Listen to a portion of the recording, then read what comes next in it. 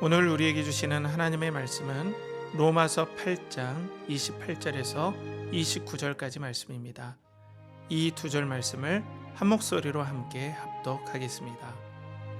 우리가 알거니와 하나님을 사랑하는 자 곧 그의 뜻대로 부르심을 입은 자들에게는 모든 것이 합력하여 선을 이루느니라.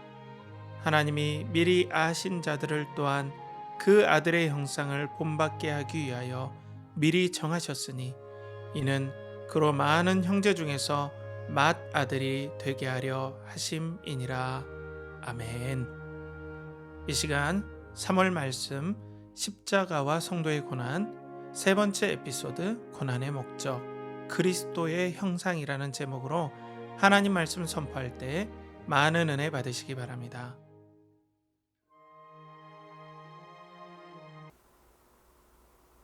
그리스도를 동경하고 그리스도를 연결하라.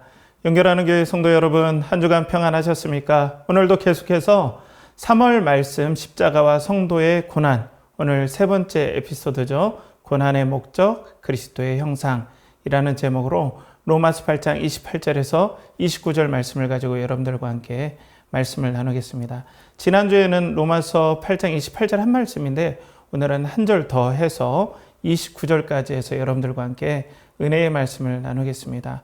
동일하게 두 가지 키워드로 여러분들과 함께 말씀을 나누겠는데요. 첫 번째 키워드는 고난을 섭리함, 두 번째 키워드는 형상을 본받음. 이 두 가지 키워드로 여러분들과 함께 말씀을 나누겠습니다. 여러분들 참 저도 이렇게 책을 읽다가 참 놀라운 사실을 하나 발견했어요. 그것이 뭐냐면 철학의 2000년사, 철학의 몇천 년사, 이 철학의 역사 동안에 밝히지 못한 난제가 하나 있습니다. 그 천재들이 다 달라붙어도 밝히지 못한 문제가 있다라는 거예요. 그게 혹시 무엇인지 아십니까? 제가 예전에 읽었던 이 고통받는 인간이라는 손봉우 교수님이 쓰신 이 책을 읽었을 때 이 대목이 참 인사이트 있게 다가왔습니다. 니체가 이 철학사에서 이 난제에 대해서 불평하듯 하는 얘기를 인용한 얘기를 제가 여러분들과 잠깐 나눠보겠습니다.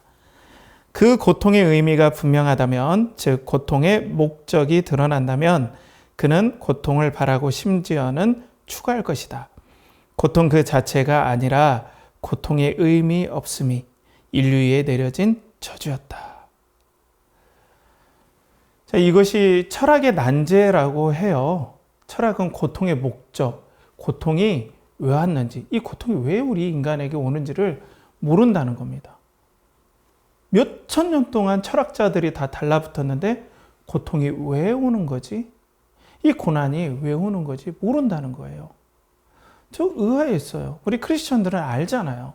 대부분 알아요. 그런데 천재들은 모른다는 거예요. 이 니체가 이 고난의 목적만 내가 안다면, 고난이 왜 오는지만 안다면 나는 그 고난을 숭상할 것이다. 숭배할 것이다. 고난의 목적을 안다면 나는 정말 평안할 것이다. 그런데 왜 우리 인간에게 이 고난이 오는지 도저히 모르겠다는 거죠. 세상 사람들도 마찬가지고요. 또 우리가 신앙이 미성숙하거나 아니면 신앙을 혹시 잘못 가르침을 받았을 때는 우리도 이 니체의 고민과 비슷하게 고난이 오는 이유에 대해서 모르기 때문에 삶에서 방황하게 됩니다. 여러분들 그렇지 않을까요? 여러분들은 그러면 고난이 왜 오는 것 같습니까? 첫 번째, 그래서 키워드로 오늘 고난을 섭리함인데요. 자, 그러면은 이 성도의 고난은 왜 오는 것인가? 그리고 하나님께서는 이 고난을 어떻게 다루시는가? 우리 한번 함께 봤으면 좋겠습니다.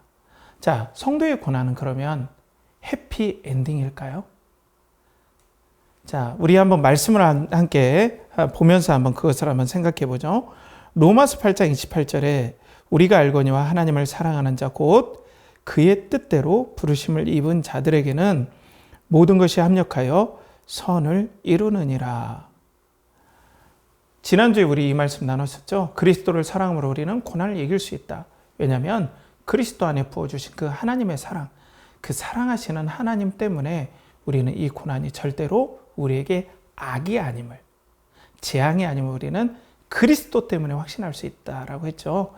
자, 오늘 후반부에 합력하여 선을 이루느니라 라고 말씀하고 있어요.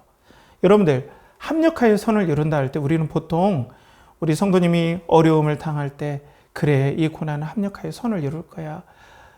말씀에 이렇게 나와 있잖아 라고 우리가 서로 위로하잖아요. 이 말씀의 전제는 뭐예요? 이 고난 다음에 분명 이 고난을 뛰어넘는 해피엔딩이 올 거야 라는 거예요. 그런데 이게 어느 정도는 맞아요. 대부분 하나님께서 고난을 주신 다음에 은혜로 이 고난에 대한 깊은 깨달음을 허락해 주세요. 또 고난 때문에 우리가 깊이 하나님 말씀을 깨닫는 은혜를 얻죠. 그렇다면 이렇게 깨달으면 좋은데 성도의 모든 고난이 해피엔딩일 것이다. 세상 사람들이 말하는 해피엔딩으로 너무나 좋게, 오히려 전화위복일 것이다. 이렇게 우리가 이해해야 될까요? 고난을. 자, 오늘 고난의 목적에 대해서 얘기하는데 그 목적을 얘기하기 전에 고난을 그럼 어떻게 다루시는가 지금 말씀드리고 있는 중입니다. 자, 오늘 본문에 보면은 합력하여 선을 이룬다라는 원문은, 이 원문 자체를 여러분들에게 말씀을 다 드리면 조금 복잡해요. 3인칭, 현재, 직설법, 이렇게 얘기하면 좀 복잡하니까 제가 이 말씀을 어떻게 쉽게 말씀드릴까 생각할 때, 하나님께서는 고난, 형통, 여러 가지 삶의 우리 것들을, 여러 가지 일들을 주시는데 이 일들을 그 색깔 그대로 우리에게 허락하시면서 하나님이 원하시는 선을 향해서 이것들을 섭리하시고 배치하신다는 거예요. 그러니까 뉘앙스가 좀 달라요. 우리의 고난은 항상 해피엔딩이다 라는 것보다는 성경의 본문은 하나님이 원하는 선을 향해서 이 사건들을 하나님은 섭리하시고 배치하신다 라는 뜻입니다. 만약에 우리가 고난은 해피엔딩일 것이다 라고 생각하면 성도들이 먼저 고난을 참아요. 그래, 이 고난을 벗어나면 분명 좋은 일이 있을 거야 라고 이렇게 생각한다면 고난이 여러분들 그렇게 됩니까? 그렇지 않잖아요. 형통할 때는 너무나 좋지만은 그건 우리가 생각할 게 없지만, 고난이 찾아올 때는 고난 다음에 바로 이것이 전화위복이다? 이렇게만 한다면 오히려 신앙에 큰 시험이 옵니다. 자, 우리가 이 성도의 삶을 볼 때 정말 하나님을 사랑하는 사람들, 그리고 그 뜻대로 부르심을 입은 그 하나님의 백성들에게 하나님은 이 모든 고난과 형통과 다양한 일들을 배치하시고 섭리하셔서 하나님의 고난의 목적을 이루신다라는 거예요. 분명한 하나님의 목적이 있다라는 거예요. 그런데 이게 우리에게 쉽게 받아지지가 않을 때가 있어요. 그래도 전화위복이 좋죠, 목사님. 저도 그러길 바라고 저의 삶에도 그렇게 되길 원해요. 그건 당연하고 인지상정이죠. 자, 그런데 제가 고난에 답하다라는 팀 켈러 목사님의 책을 읽으면서 엘리자베스 엘리엇이라는 이 선교사에 대해서 읽었는데요. 이 고난에 대해서 제가 충격을 받을 정도로 이렇게 헌신되고 하나님을 사랑하고 전폭적으로 하나님의 영광을 위해서 살고자 하는 사람의 삶을 봤을 때 제 입을 닫을 수밖에 없었어요. 깜짝 놀라서. 자, 이 엘리자베스 엘리엇이라는 선교사님은 너무나 하나님을 사랑해서 미 전도 종족에게 복음 전하기를 원했고 그것을 위해 생명을 걸기를 원했어요. 그래서 그것을 위해 삶을 헌신했습니다. 자신의 모든 삶을. 그래서 우여곡절 끝에 미 전도 종족, 특별히 아마존 유역에 있는 미 전도 종족과 통역할 수 있는, 번역할 수 있는 스페인어를 하면서도 미 전도 종족에게 이 번역이 가능하고 대화가 가능한 한 사람을 찾았어요. 너무나 기뻤어요. 그 사람과 기쁘게 번역의 작업을 하고 많은 일들이 이제는 가속이 붙을 때 어떤 사건이 일어납니다. 그걸 제가 책을 인용하면서 여러분들과 함께 나누겠습니다. 그래서 어떻게 나오냐면 그는이라고 했는데 이 사람이 마사리오라는 그 번역하는 원주민과 번역할 수 있는 사람이에요. 하나님의 기동답으로 만나게 된 번역 사역 전체의 성패를 결정할 열쇠이자 스페인어와 콜로라도 부족 언어를 모두 거침없이 구사할 수 있는 단 한 사람이었다. 하지만 그는 속절없이 살해되고 말았다.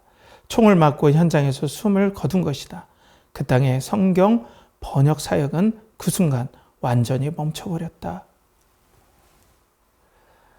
자, 여러분, 하나님의 복음의 사역이 너무 중요하지 않습니까? 그렇다면 하나님께서 만약에 마사리오라는 사람이 총을 맞게 된다면 총이 피해가든지 총알이 피해가든지 아니면 하나님께서 천사를 보내주셔서 총알을 막아주셔야 되지 않을까요? 혹 총을 맞더라도 죽지는 말고 그것으로 인하여서 전화위복이 됐으면 좋겠는데 너무 허무하게 이 사람이 죽어버린 거예요. 사망한 거예요. 자, 그러면 하나님께서 이것을 선으로 바꾸셔서 뭔가 좋은 일들, 더 이것을 뛰어넘는 일들을 우리에게 허락해 주셔야 되는데 엘리자베스 엘리엇 이 선교사님에게 허락해 주셔야 되는데 그나마 남아있던 번역의 작업들 그리고 번역했던 모든 자료들이 홍수로 다 쓸려가 버립니다. 이 선교사가 너무 좌절해요. 그래서 몸을 겨우 추스리고 마음을 추스리고 이제 또 사역을 하려고 하는데 집안에 강도가 듭니다. 그래서 나머지 있는 모든 자료들을 다 가져가 버려요. 완전 하나님의 사역이 멈춰버립니다. 자, 그러면 이 선교사의 삶은 어떨까요? 다시 용기를 내서 이 선교사님이 여러분들 잘 아시는 짐 엘리엇이라는 선교사를 만나서 결혼합니다. 이 전도 유망한 이 젊은이, 이 남편을 만나서 결혼했는데 이 남편도 선교사에게 무척 관심이 많아요. 그래서 아마존강에 있는 미전도 종족에게 복음을 전하기 위해서 준비해서 5명의 선교사님과 함께 그들에게 복음 전하러 갑니다. 그런데 여러분들이 잘 아시다시피 이 젊은 선교사님 5분이 원주민들의 창이 찔려서 다 순교합니다. 이 엘리자베스 엘리엇의 남편이 일찍 순교해요. 남편을 잃어버려요.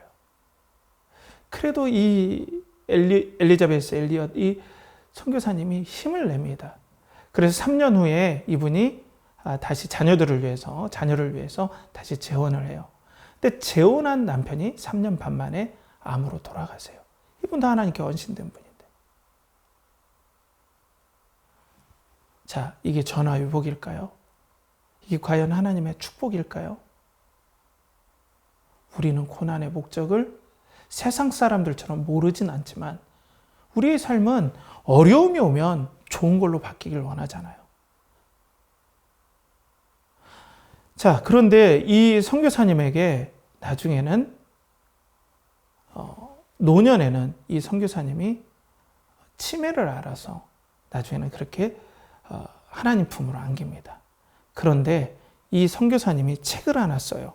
그것은 고통은 헛되지 않아요입니다. 합력하여 선을 이루시는 하나님의 선을 인생에서 우여곡절과 수많은 고난과 어려움들을 당해가면서 고난은 헛되지 않구나. 하나님의 선을 이루시는구나.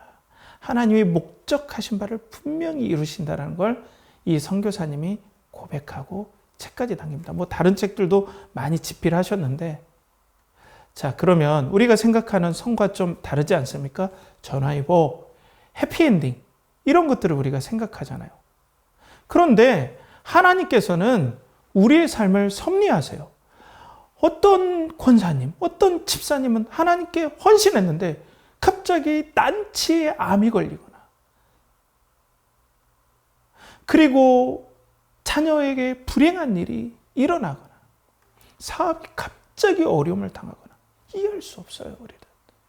하나님께서 이 배치하신 것들을 물론 선을 향해 가시겠지만은 하나님께 이 배치한 일들, 하나님께서 내 삶에 배치한 일들이 도무지 우리는 이해가 되지 않을 때가 있다라는 거예요. 하나님, 우리가 예수님 믿으면 행복해야 되지 않습니까? 하나님 잘 돼야 되지 않습니까? 하나님, 남들 보기에 하나님의 영광이 가리지 않도록 우리가 그렇게 얘기하잖아요. 우리가 잘 되고 그리고 앞서가고 머리가 될지언정 꼬리가 되지 말아야 하나님을 믿으면 이렇게 잘 됩니다라고 세상 모든 사람에게 선포해서 덕이 되는데, 내 삶을 보면은 아프고 어려움을 당하고 사업이 어렵고 관계가 어렵고 누구한테 덕이 되겠습니까? 이렇게 내가 낙담할 수 있단 말이에요, 우리 성도들이. 그런데 여러분들 그거 아세요? 우리가 착각하고 있는 건 하나님이 우리의 행복을 위해 존재하시는 것처럼 착각할 때가 있습니다. 물론 하나님은 행복의 근원이시고 또 하나님은 우리에게 기쁨을 주시는 근원이세요. 그렇지만 마치 하나님이 우리를 위해 존재하는 것처럼 우리가 생각할 때가 의외로 많다는 겁니다. 이것이 현대의 어떤 시대의 조류고 생각의 흐름이에요. 마치 하나님이 우리를 위해, 우리의 행복을 위해, 모든 것은 우리를 위해 존재해야 된다라는 그런 생각을 가질 때가 많아요. 여러분들, 이것은 성경적이지 않습니다. 하나님은 주권자이십니다. 사랑하는 성도 여러분, 하나님은 우리의 생과 사와 화와 복을 주관하시는 주권자이십니다. 그 하나님께서 주권적으로 우리의 삶의 모든 일들을 배치하시고 섭리하셔서 하나님의 목적을 이룰 수 있는 선으로 우리의 삶을 주관하신다는 거예요. 주관하심으로 섭리하신다는 겁니다. 그러면 그래요, 좋아요. 여러분들, 그럼 우리 삶에 너무나 형통해요. 걱정할 것이 없을 정도로 너무나 일이 잘 돼요. 그러면 정말 우리가 행복할까요? 만약 그 잘됨, 평안함, 형통함을 우리가 추구한다면 진짜 모든 일이 잘 될 때 더 불안합니다. 왜 그럴까요? 그 형통함을 뺏길까 봐 더 불안해요. 어떻게 일군 건데, 어떻게 여기까지 왔는데, 어떻게 견딘 건데 이게 다시 무너져 버리면 나는 어떻게 하나 하고 더 불안하다니까요. 사역을 하면서 그런 분들을 많이 봐요. 자녀들이 해외 명문대에 다 진학하고 노년에 아무 걱정할 것 없이 떵떵거리면서 소위 말해서 마음껏 여행하고 마음껏 써도 부족함이 없게 벌어놨고 집이 있고 건강하고, 그런데 갑자기 두려움이 임해서 공황 상태에 이르는 그런 분들을 종종 보게 돼요. 아무것도 염려할 것이 없는데. 왜 그렇습니까? 이 평안함을 목적으로 간다면 나도 모르게 두려움이 임해요. 이게 없어질까 봐. 그런데 하나님께서, 나를 사랑하시는 하나님께서, 진실하신 아버지께서 내 삶을 섭리하셔서 반드시 하나님께서 보시기에 흠이 없을 정도로 하나님께서 떳떳하시게 내가 너의 삶을 이렇게 선을 이루기 위해서, 나의 목적을 이루기 위해서 이렇게 너의 삶을 배치했어. 하나도 나는 실수하지 않았어. 내가 너를 사랑하니까. 이것을 믿는 사람에게 표현이 그렇지만 희한하게 평강이 임합니다. 이게 샬롬이에요. 우리가 말하는 평안은 소위 말해서 모든 것들이 잘 정비된, 아픔도 없고 고통도 없고 모든 것들이 안락한 삶, 이런 평안을 생각하지만 진정한 성경의 샬롬, 평강은 비록 부침이 있고 어려움이 있지만 하나님께서 나를 사랑하시고 또 나를 이끄신 바 확신하면서 하나님께 주시는 그 하나님이 가지신 평강 때문에 내가 흔들리지 않고 믿음으로 평강하게 가는 것, 이것을 샬롬 평강이라고 하는 겁니다. 저도 비행기를 타고 가면 문득 이런 무서운 생각이 들 때가 있어요. 참 목사가 믿음이 없습니다. 부끄럽게도. 가면 이 비행기가 떨어지면 어떻게 하지 하는 무서운 생각이 들어요. 근데 제주도 갈 때는 그런 생각이 안 드는데 하나님 은혜로 제가 선교여행 갈 때 그런 생각이 들으니까 무섭더라고요. 태평양에서 떨어지면 어떻게 하지? 그럴 때 제가 이제 나름대로 두려움을 불식시키기 위해서 이 베테랑 이 기장님이 수천 시간을 뛰었기 때문에 문제 없겠지라는 생각을 해봐요. 근데 그래도 불안합니다. 그런데 어느 때 불안이 사라지는지 아십니까? 내가 살아도 죽어도 하나님께서는 선하시다. 내가 죽어도 합당한 이유가 있고 내가 살아도 합당한 이유가 있지. 모든 게 하나님 은혜지. 할 때 거짓말처럼 두려움이 싹 사라집니다. 자, 그런 거 아닐까요? 우리 삶 가운데 하나님께서 모든 일을 합력하여서 선을 이루신다는 믿음, 고난을 섭리하신다는 이 믿음이 성도들의 고난을 이기게 하는 진정한 은혜라는 거예요. 성도 여러분, 요즘 건강으로 어려움을 겪고 있습니까? 도무지 이해가 되지 않습니까? 잘했던 사업에 어려움이 있습니까? 도무지 이해가 되지 않습니까? 직장 다니는데 어려움이 생기셨습니까? 자녀의 어려움이 있습니까? 그 모든 것을 배치하셔서 자녀들에게 절대 악을 행할 수 없으신 하나님께서 선을 이루시기 위해서 모든 걸 배치하셨고 고난을 섭리하신다는 걸 믿고 오늘도 하나님을 더욱더 사랑하는 여러분들 되시길 주님의 이름으로 간절히 축복합니다. 다음으로는 형상을 본받음입니다. 두 번째 키워드로 형상을 본받음인데요. 그러면 이제 고난을 섭리하셔서 하나님께서 선으로 간다는데 이 선이 무엇일까요? 자, 오늘 로마서 8장 29절에 이렇게 나오죠. 하나님이 미리 아신 자들을 또한 그 아들의 형상을 본받게 하기 위하여 미리 정하셨으니 이는 그로 말미암아 형제 중에서 맏아들이 되게 하려 하심이라. 여기에서 이 원문을 보면은 이 말씀이 동사인가요? 잠깐만. 이 하나님이 미리 아신 자들을 했대 이 미리 아신 자들과 미리 정한 자들이 동일하게 같이 나옵니다. 하나님께서 미리 아신 자들 그리고 미리 정한 자들 이렇게 나와요. 원문에는. 그러니까 하나님께서 하나님의 선을 목적으로 미리 정하셨고 예정하셨다. 그럴 정도로 우리의 삶은 하나님께서 이 목표를 이루기 위해서 이 선을 이루기 위해서 우리를 택정하셨다. 태초전부터. 대단한 거죠. 그렇게 중요합니다. 하나님의 선. 그럼 이 선이 무엇이라고 나옵니까? 그건 뭐냐면 아들의 형상을 본받게 하기 위하여가 선이라는 거예요. 아들의 형상을 본받게 하기 위해서 태초전부터 미리 아시고 선택하셨다. 미리 아시고 선택하셨다는 거예요. 정말 하나님께서 이걸 중요시 여기신다는 거죠. 아들의 형상. 그러면 그리스도의 형상은 무엇일까요? 다양하게 나오지만은 그리스도께서 이 땅에 사셨던 삶과 인격과 성품이 바로 그리스도의 형상이라고 보시면 맞습니다. 그리스도의 이 땅에서의 하나님을 사랑한 삶과 인격과 성품이 바로 그리스도의 형상이죠.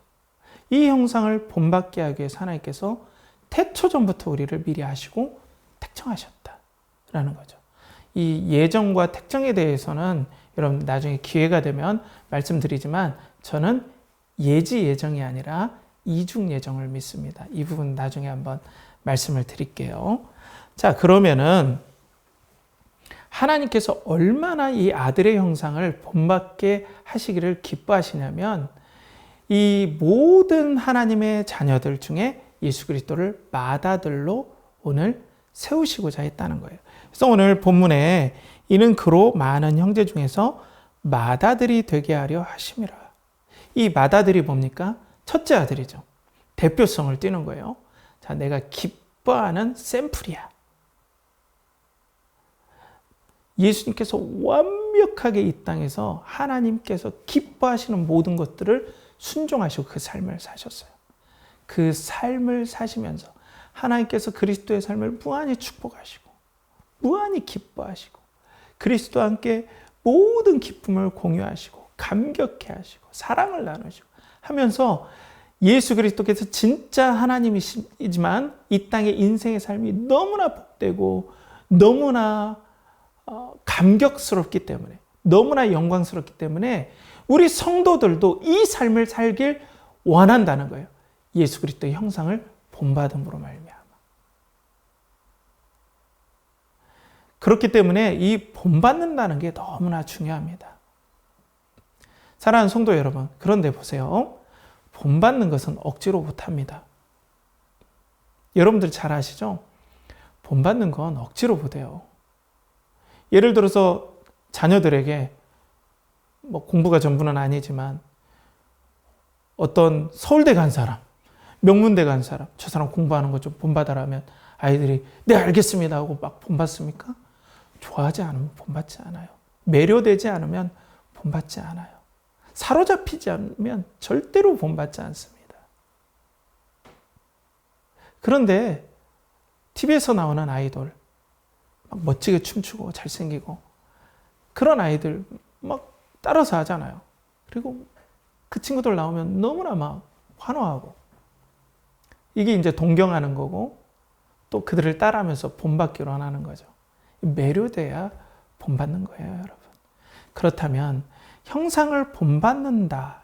이것이 하나님께서 원하시는 선이다라는 건 뭐냐면 우리들이 그리스도를 사랑하길 원하신다는 거예요. 그리스도에게 완전히 매료되길 원한다는 거예요. 그리스도를 동경하기를 원한다는 거예요. 그래서 제가 여러분들 저 목사가 도대체 설교하기 전에 처음 나오자마자 그리스도를 동경하고 그리스도를 연결하라. 이거라는 거죠. 그리스도를 동경해야만이 사로잡혀야 돼요. 예수님, 저 예수님처럼 살고 싶어요. 예수님, 너무나 영광스럽습니다. 예수님, 어쩌면 그렇게 하나님께 진심을 다하셨는지요. 어쩌면 하나님 아버지를 그렇게 소중히 여기셨는지요. 주님, 저도 그렇게 살 수 있을까요? 따라가길 원합니다. 어쩌면 그렇게 기쁨으로 충만하시고 어쩌면 그렇게 성령님으로 충만하셔서 그렇게 하나님과 동행하셨는지요. 저도 그렇게 살고 싶어요. 이렇게 그리스도를 사랑하고 동경하길 원할 때 그때 예수 그리스도를 본받는 거예요. 그걸 위해서 하나님께서 우리의 삶을 디자인하시고 고난과 형통들을 다 하나님께서 만들어 놓으시고 이 선을 향해서 그리스도의 형상을 본받게 하기 위해서 그리스도를 사랑하기 위해서 그리스도를 동경하게 하기 위해서 하나님께서 우리의 삶을 섭리하시고 고난을 섭리하신다는 겁니다. 그렇기 때문에 하나님께서 우리의 모든 삶의 관심과 초점을 여기에 모은다는 거예요. 여기에 하나님의 은혜와 에너지가 집중된다는 거예요. 이렇게 하기 위해서 우리의 삶을 다 섭리하시고 관계를 섭리하시고 사건을 섭리하신다는 겁니다. 여러분들 기업의 사명선언이라든지 그들의 핵심 어떤 철학이라고 할까요? 이게 너무나 중요합니다. 제가 책을 읽다가 파타고니아라는 그런 아웃도어 브랜드에 대해서 제가 들은 적이 있어요. 읽어본 적이 있어요. 근데 제가 이 브랜드는 어떻게 생겼는지 제대로 본 적도 없지만 너무나 재밌었어요. 이게 뭐냐면 이 회사가 광고를 냈습니다. 그런데 어떤 광고를 냈냐면 영어로 돼서 제가 써놨는데 죄송합니다. Don't buy the jacket. 그 자켓을 사지 마십시오. 근데 그 자켓이 자기네 회사 제품이에요. 이런 회사가 어디 있습니까? 신문에 대대적인 광고를 냈는데요. 자기 제품이에요. 그런데 Don't buy this jacket. 이 자켓을 사지 마십시오. 자기 자켓을 사지 말라고 광고하는 회사입니다. 왜요? 이 파타고니아라는 회사가 추구하는 바가 있어요. 그것이 뭐냐면 우리는 우리의 터전 지구를 되살리기 위해 사업을 합니다. 그러니까 자기가 만든 이 자켓은 지구를 살리는데 환경오염을 일으킨다는 거예요. 그래서 이 자켓은 사지 마십시오라는 거죠. 그러니까 이 회사는 자기가 망할지언정 가치를 지키고 여기에 자신의 모든 것들을 올인하겠다는 거죠. 이거에 관심이 있는 거예요. 이런 회사가 좋은 회사 아니겠습니까? 요즘 소위 말해서 트렌드 있는 회사죠. 그런데 하나님께서는 조금도 실수가 없으신 하나님께서는 우리를 향해 태초 전부터 어떻게 계획하셨습니까? 그리스도의 형상을 본받기 위해서 이것이 바로 선임을 가장 하나님께서 기뻐하시고 완전하시고 너무나 좋으신 방향으로 설정해 놓고 우리의 삶을 다 섭리하시고 배치하신다는 거예요. 고난이 오는 것도 형통함이 오는 것도 여기에 다 맞춰서 그리스도를 본받고 그리스도를 사랑하는데 우리의 모든 삶을 섭리하시고 여기에 초점을 맞추시는 거예요. 형상을 본받는 데서. 그렇기 때문에 사랑하는 성도 여러분, 하나님께서 이렇게 그리스도의 형상과 그리스도의 삶과 인격을 우리에게 너무나 주시길 원하세요. 왜 그럴까요, 여러분? 이 안에 진정한 행복과 만족과 기쁨이 있기 때문에요. 그리스도 안에. 여러분들, 그리스도가 축복입니다, 여러분. 여러분, 우리는 진정한 신앙인이 되어야 됩니다. 주 예수의 나라가 곧 오지 않겠습니까? 여러분, 우리는 이 땅에 살면서 예수 그리스도를 본받고 주의 형상이 우리 가운데 이루어지기를 간절히 소망하며 우리는 이 땅에 살아가야 된다는 거예요.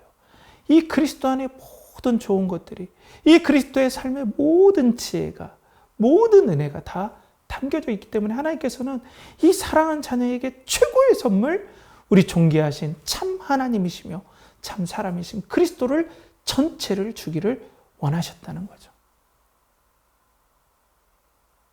그런데 우리는 이 핵심 되신 축복의 근원 되시고 모든 존귀함의 근원 되시고 모든 생명의 근원 되신 그리스도보다 이 그리스도를 만나게 하는 겉표지에 관심이 많을 때가 많아요. 우리에게 특별히 우리는 축복이라고 일컫는 형통함, 성공, 부, 명예의 포장지를 통하여서 나에게 소위 말해서 선이 오길 원해요. 그런데 하나님은 이런 축복도 허락하시지만 때론 이해할 수 없는 고난들도 다 허락하셔서 이 포장지에 예수 그리스도를 우리에게 전달해 주신다는 거예요. 여러분들 요즘 대부분 택배로 많이 시키시잖아요. 그죠? 온라인으로 해서 택배로 시키는데 여러분들 택배가 딱 왔을 때 겉 포장지에 관심을 갖습니까? 야, 포장지 디자인 잘했네. 이 정도지. 막 그걸 막 꽁꽁 싸매고 그래서 금고에다 넣어놓고 그렇지 않죠? 뭐에 관심이 있어요? 그 포장지가 싸고 있는 내가 바라던 바, 하나님께서 바라는 바 예수 그리스도, 포장지가 아니라 하나님께서 우리에게 주시고자 하는 우리 인생에 형통도 있고 고난도 있고 형통도 있지만 그 안에 하나님께서 주시고자 하는 예수 그리스도에게 우리가 초점을 맞추도록 하나님께서는 계속해서 우리의 삶을 섭리하신다는 거예요. 그런데 어떤 사람은 택배 포장지만 붙잡고 예쁜 포장지만 달라고 끝까지 붙잡는 성도가 있다는 거예요. 그것은 미성숙하거나 정말 그리스도를 몰라서 그럴 수 있어요. 사랑하는 성도 여러분, 그리스도가 최고의 복입니다. 고난이 오는 이유, 니체도 몰랐어요. 왜 오는지. 그럼 우리는 압니다. 그리스도 형상을 본받게 하기 위해서. 형통이 오는 이유, 그리스도의 형상을 본받기 위해서. 그래서 오늘 고난의 목적은 바로 이 그리스도의 형상입니다. 사랑하는 여러분, 이제 언젠가는 하나님 나라가 곧 이 땅에 임하지 않겠습니까? 또 우리의 삶이 언젠가는 이 땅에서 마무리되지 않겠습니까?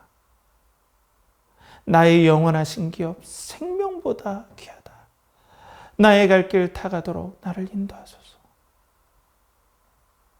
예수 그리스도가 이렇게 존귀합니다, 여러분. 그리스도의 그 그리스도께서 품으셨던, 이 땅에 품으셨던 평강을 한번 맛봐보십시오.